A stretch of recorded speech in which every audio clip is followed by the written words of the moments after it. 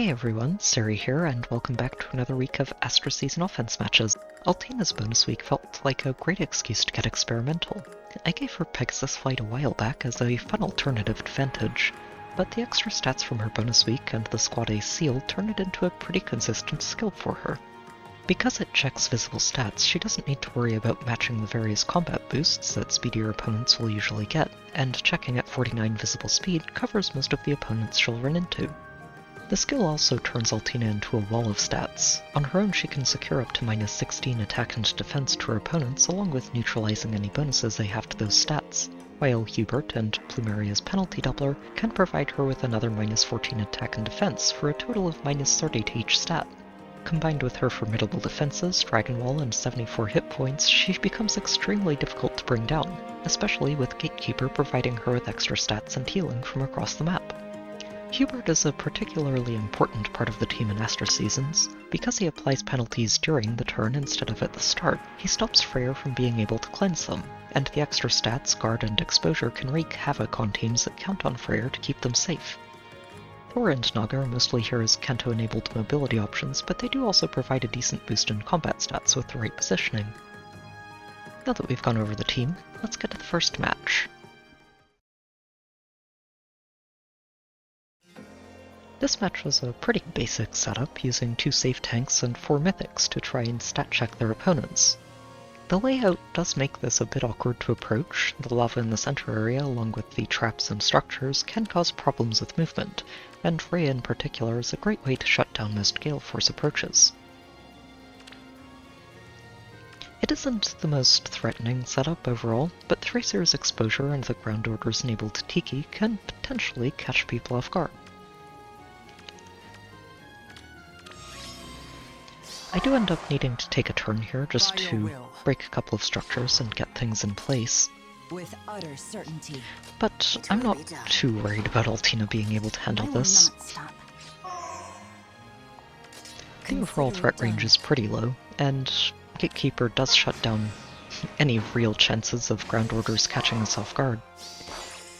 So once we have everybody in position and get that dragon slaying buff for Altina, we can move her in to carve apart the 4 different dragons on the enemy team. I am prepared. Swapping Gatekeeper over to the left and then using him to reposition Hubert to the right also applies Hubert's debuffs to the entire enemy team. They will submit. Which means that we have penalty doubler and minus 7 attack applied to all of them, and no way for them to deal with it. I don't actually attack Rhea right away, because I do want one of them to survive the turn. We still need to pick up the Aether pots. And while Rhea does get to do a pretty significant chunk of damage, thanks to the bonus true damage she gets based on her opponent's res, things only go downhill from there.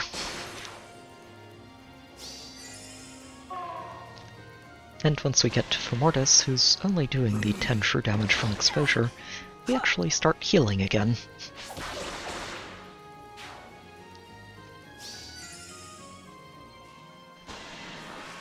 At least, after we get through Claude. By these twin blades.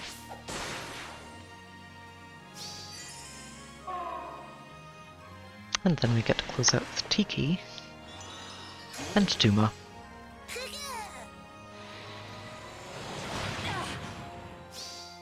Grant me strength.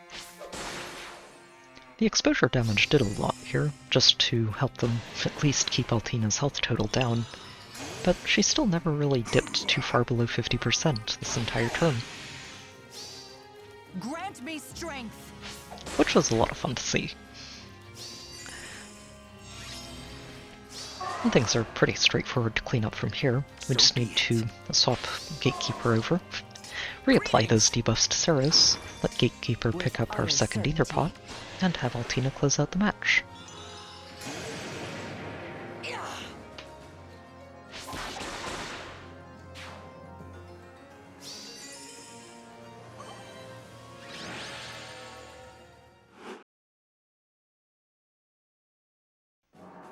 This match was a neat one to run into. It's a catch-ray formation with 2 safe armors, which is a good way to try and shut down both player and enemy phase approaches. The maxed out legendary Marth can be a major problem as well, especially for any Gale Force strategies that might get through Robin, and Chrom's Fate Unchanged can really turn the tables on hit and run approaches. There is a slight problem with Duo Marth's position, since he can't keep Chrom or Mirabilis safe here, but the traps can make it tricky to approach them safely. We're not planning to start with anything fancy though. The biggest threat to Altina on their team is the legendary Marth, since he can prevent her counterattacks.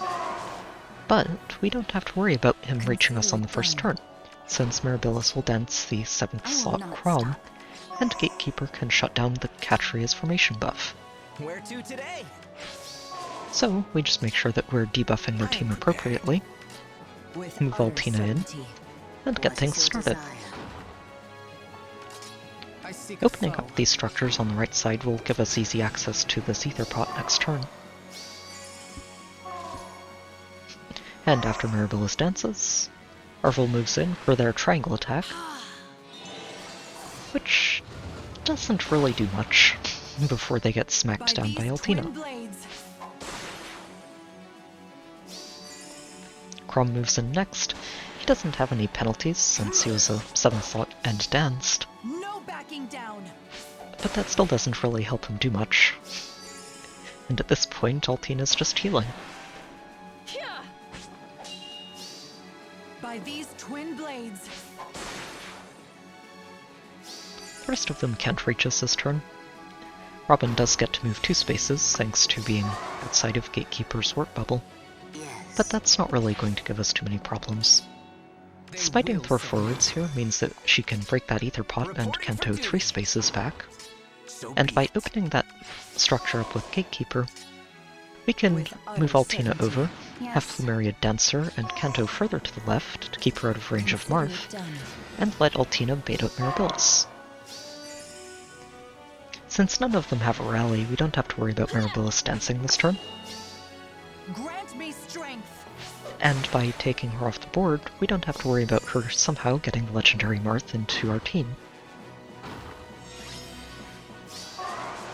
And from here it's not too hard to start You have dismantling my them. trust. Robin goes down first as the near-safe bodyguard, Grant me strength. and while the Pavise does almost keep her alive, it's just not quite enough. It will be done. From there, we can just let Naga and Thor By move your in, will. clear up some more of these structures, Which and way? then Altina, and take down Marth. Consider it done.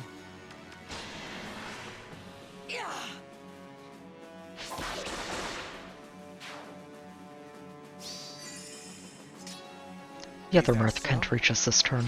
He has Greetings. no allies to give him mobility, so it's easy enough to just stay out of his range so we can get to the Aether pot this turn.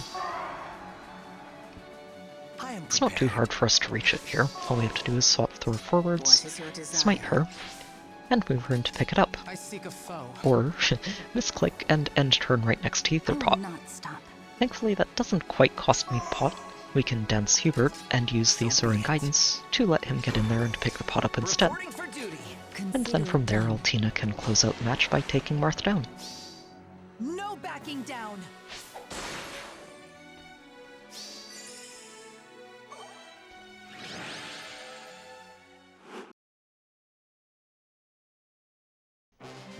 This match was a fun way to close out the week. It's a bit of a cav line formation using the lakes and fortress to funnel all of the fighting through the center of the map.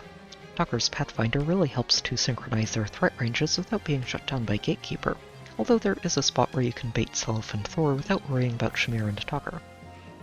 Corrin helps to cover the team from ranged attackers, and the Dragon Vein can make Gale Force approaches much harder after the first turn, especially with Freyr's bonuses added to the mix. Freyr also secures those start of turn debuffs from Shamir and Thor, which can cause plenty of problems for any incoming teams. Which way? It's an intimidating setup, but Pathfinder does open up a small hole in Shamir's kit. Reporting for duty. Extending her I attack seek range a to foe. 6 allows her to be baited from outside the range of her penalties, It will be done. which makes it somewhat safer to try and tank. We're not going to get things started on the first turn. I did need to pick off that Dark Shrine before we get things going, to make sure it's not crippling Altina's defenses. There's a lot of damage coming out, and we would like to have as many defenses as we can before trying to tank With this. utter certainty. Yes. Once that's gone, and once she has the Dragon Slaying buff, so Naga can provide her with a little bit more of You have in-combat my trust. stats, we can move her over By to your will. tank through all of the major threats this turn. Repositioning Huber debuffs all of the center What is your columns, desire? and we can smite Gatekeeper over So to be it. make sure Seliph also gets debuffed. Greetings. Seliph's debuffs, going on Gatekeeper, don't actually get cleansed by Freyr since he's out of range, and we don't really care about debuffing his attack, Goddess since guide Clash me. would neutralize that penalty anyway. Seliph can get a chunk of damage done. 40% of defense's true damage is a lot, but it drops off pretty hard when Freyr moves in for the second hit. Goddess guide me. While he can do more damage than Altina gets to heal from Gatekeeper, that's not really a good sign for the rest of their team. By these twin blades. Shamir also gets some damage to stick thanks to Fatal Smoke, but it's all downhill from there. Goddess guide me. Dagger is a green, so she's never really going to do too much to Altina. And Thor is attacking into Altina's res, which is also not going to do very much. Goddess guide me. I did make sure to set things up for this turn to make sure Altina wasn't getting hit by exposure. Yes. If she had, it might have made things a little bit trickier to tank as we went through this. Reporting for duty. But from here, we're just opening up some structures and dancing forward to bait Mirabilis, while also clearing the You path have my forward trust. to pick up these Aether Pots next turn. I seek a foe. Debuffing Mirabilis is probably unnecessary here,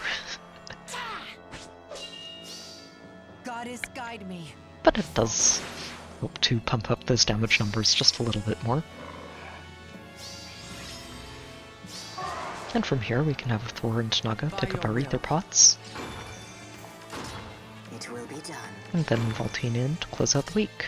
With utter certainty. Huh. No backing down.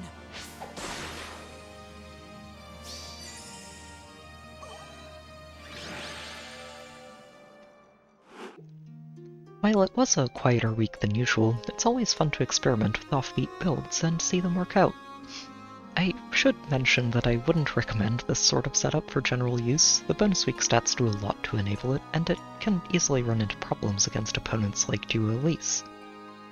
I do have a Discord channel if you'd like to hang out and chat, there's a link in the description, and I've also got a Patreon link there if you'd like to help support the channel. As always, I hope you've enjoyed the video, good luck with your own matches, and I'll see you next time.